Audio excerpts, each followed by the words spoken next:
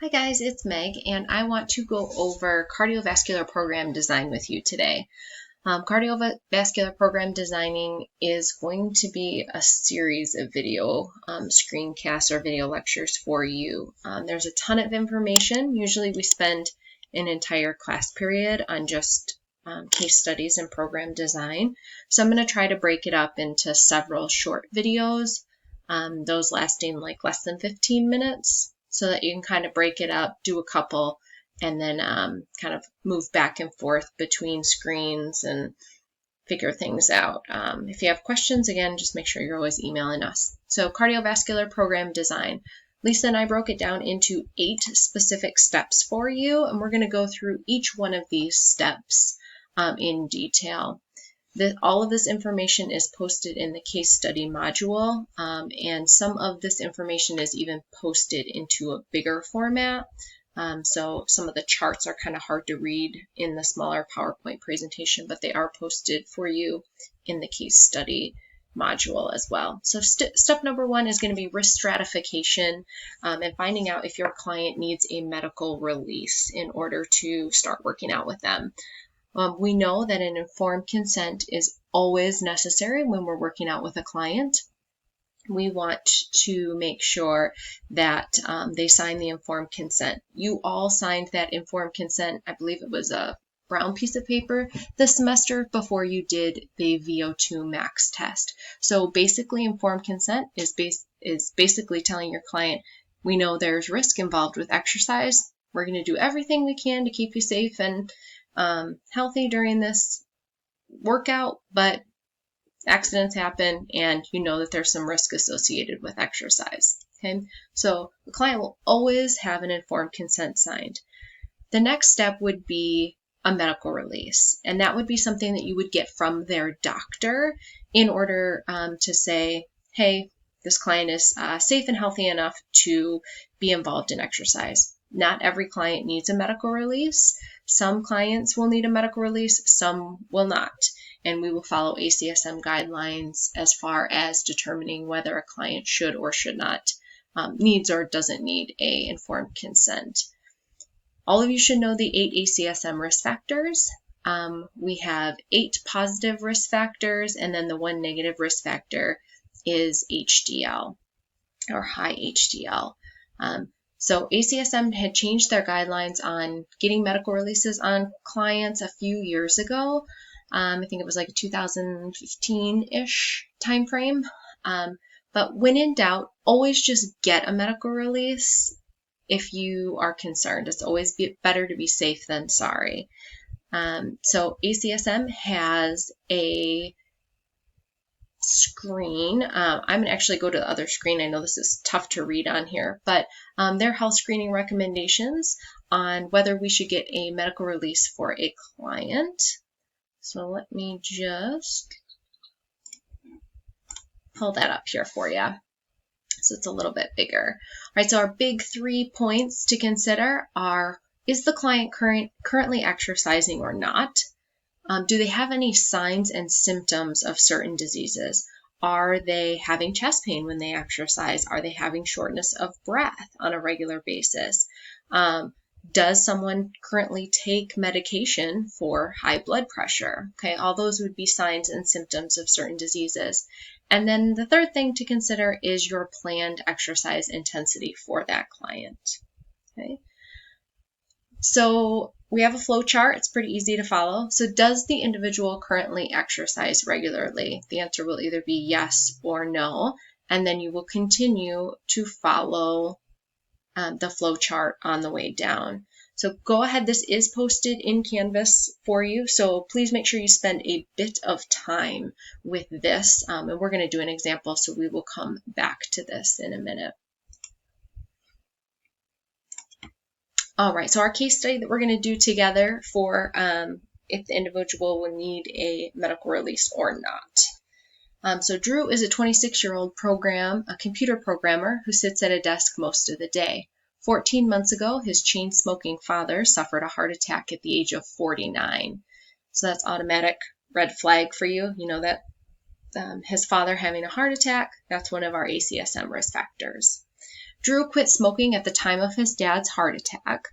So cigarette smoking is a CSM risk factor, but it was 14 months ago, so Drew has stopped smoking since then, so that does not count. Drew wants to continue making positive lifestyle changes by exercising regularly, but his efforts have been sporadic at best. In the last month, Drew has been more consistent with exercise. Motivated by the dread of his first physical exam in 5 years, he's been walking 20 to 30 minutes 2 to 3 times a week. Drew hires you as his certified personal trainer and comes to his first session with the information about his physical exam and lab results, which are below. So he's 6'4", 181 pounds. His blood pressure was 120/80. His LDL was 160. HDL is 75. We do not know his total cholesterol, but his fasting glucose was 90. So that's where you would go back to this chart and go through these examples. We have kind of another little flow chart to go over. So is Drew currently participating in a regular exercise program? No, he has not been exercising for at least 3 months on a regular basis. So the answer to that would be no. Does he have any known diseases? None were mentioned. Does he have any signs or symptoms of disease? Again, none mentioned. So his risk factors that we know that Drew had were sedentary, because he's not currently exercising enough and hasn't been exercising long enough to make that a non-risk factor. So sedentary. His total cholesterol, his LDL was high, so he has dyslipidemia, and then we said that family history. His HDL was also high, which is his healthy cholesterol, so that would be considered a negative risk factor. Again, if you're not remembering those risk factors, go back to the ACSM chart that is posted on Canvas for you as well. So is a medical clearance necessary for moderate exercise? The answer would be no, and it's not needed for vigorous exercise either. We know we need an informed consent because we always get an informed consent on a client before we ever have them start exercising with us. So our exercise prescription for him would be light to moderate, and then to continue to move up to vigorous as tolerated. If we were using the flow chart to answer that, we would, let me pull that back up for you. So does the individual currently exercise regularly? The answer would be no.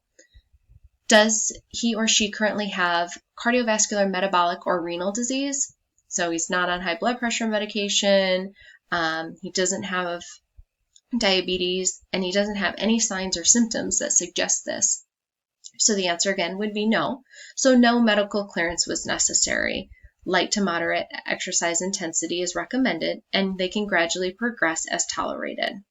So easy flow chart with ACSM. The answer is, again, no medical release would be needed for this client. Make sure you go through those examples. Make sure you go over the ACSM chart and the risk factors again. And again, those are posted in Canvas, so really easy to get to. Okay, so that's your first thing that you're going to do. Step number 1 is determine if a medical release is necessary. Kind of just a side note about that, I'm a person who always errs on the side of caution. At GCC and the Fitness Center, in every place that I have worked, I have always erred on the side of caution. Now, depending on where you get a job as a trainer, everyone will have their own guidelines, but they generally will follow ACSM guidelines, and then your specific club may have a little stricter guidelines or maybe a difference in how they do things. I always err on the side of caution, and generally will get a medical clearance from a doctor, even if it's just iffy with a client. I think it's always better to be safe than sorry. Step number 2 is going to be the stage of conditioning that your client is in. So you have 3 options for stage of conditioning. Those are initial, improvement, and maintenance. And each one has kind of some specifics. I would like you to go over this information on your own. I'm just going to touch on some highlights. So the initial stage of conditioning, those are clients who are completely sedentary, haven't been exercising much. They're probably only going to be able to do a cardiovascular session that lasts somewhere between 15 and 30 minutes. It's low intensity. We're staying probably somewhere between that 40 and 65% of heart rate reserve. It can last maybe 6 weeks for some clients.